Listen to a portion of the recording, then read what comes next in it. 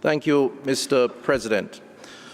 On behalf of the government and people of Jamaica, I wish to congratulate Dr. Tedros on his first World Health Assembly as Director General of the WHO and to recognize his leadership and contribution to public health. We are encouraged by his bold vision, in particular that expressed through the 13th General Program of Work, which places impact and outcomes in countries at the epicenter of the organization's work.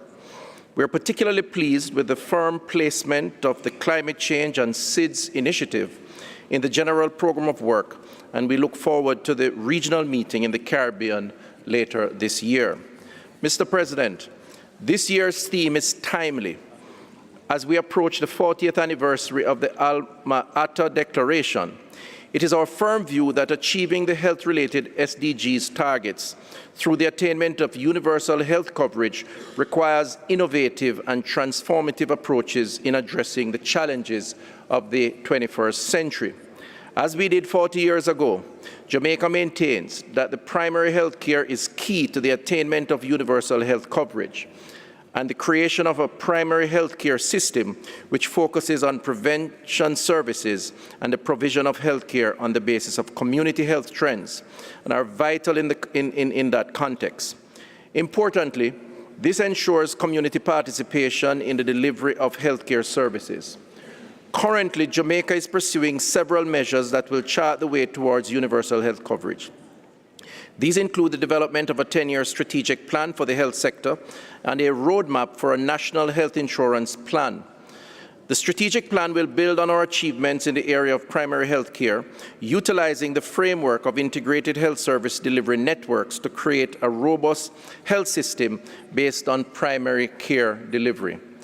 With the current epidemic of non-communicable diseases, we must also place more emphasis on prevention and health promotion through the multi-sector partnerships and mainstream health in all policies.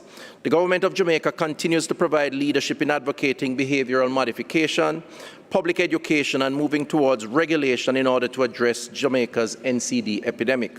Elimination of the financial barriers, including at public health facilities, is a critical component of our push for universal health coverage. We have taken steps to, for example, abolish user fees and provide protection for citizens living with NCDs through the creation of the National Health Fund and the Jamaica Drugs for the Elderly program. These are not easy decisions. However, this must be done to achieve equity and protection. Therefore, it is no surprise that we have had to increase our allocation to the health budget over the last 3 years. We have also had to acknowledge that we cannot achieve our national development goal of a healthy and stable population on our own. Therefore, we call for greater leadership and coordination at the regional and international levels to progress towards universal health. In that context, we anticipate the critical role of the WHO in providing greater technical support and best practices, building on existing foundation in areas such as health systems, affordable patient-centered care, professionally trained hospital administrators, and quality community-based interventions. Technical assistance for strengthening health information systems and the health workforce is paramount in this regard.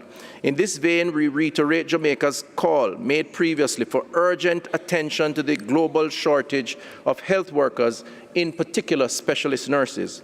The Government of Jamaica remains focused on maintaining its track record for the delivery of healthcare services and on providing universal access to quality health care for our population. And we firmly believe that by working together, we can achieve positive outcomes for the benefit of all.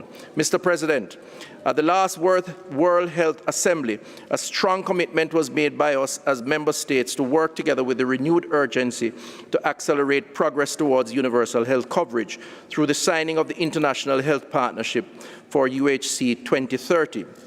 We urge that we remain steadfast, purposeful, and decisive in our mission to achieve that goal.